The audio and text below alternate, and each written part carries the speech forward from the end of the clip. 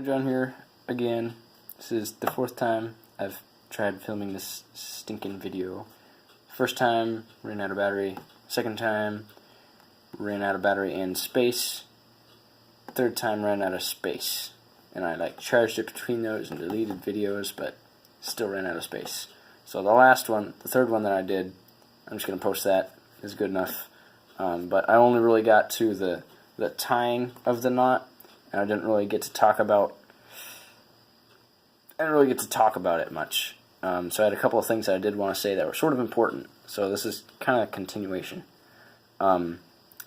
First thing is, if you're using 550 cord, you want to take the core out. It's kind of tangled up, but you want to take this stuff out from the inside of the paracord so that it looks sort of like this. It's really flat and there's nothing in it. And then when you tie it and it's tight, it'll look like that. But if you keep the core in there, it'll look like that, which is way beefier.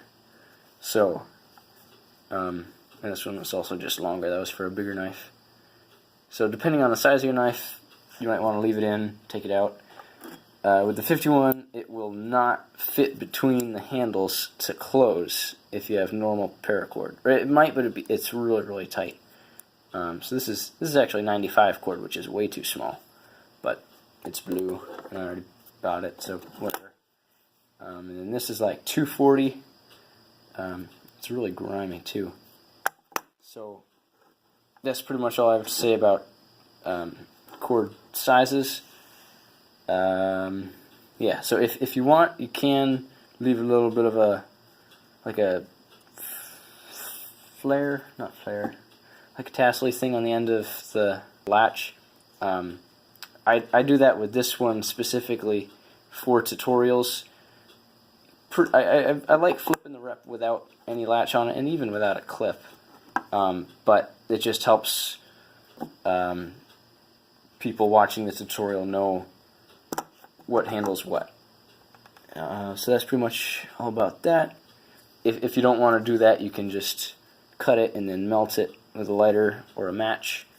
Another thing that I've done is for 2-colored latches, I've taken just not that one yet.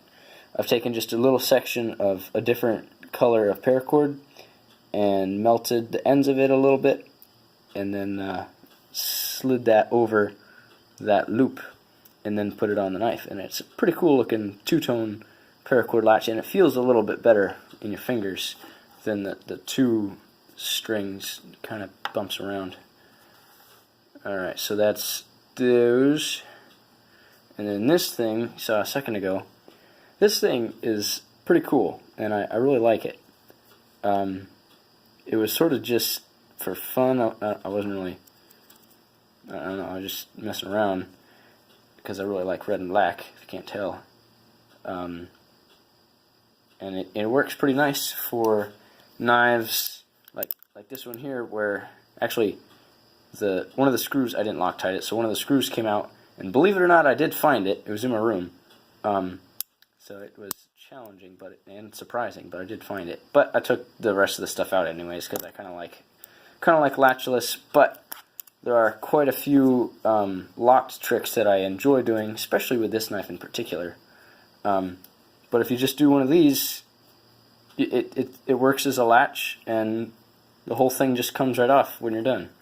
So those are pretty neat, and it's the same thing as a normal Turk's head. I'm sorry, not Turk's head.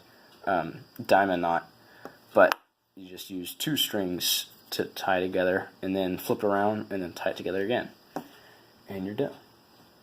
And I think I'm done. That's pretty much everything I had to say. Yeah, if you have any questions, feel free to ask in the comments, or requests for other videos like this, talking about knives and such. Thanks for watching, and have a good one, guys.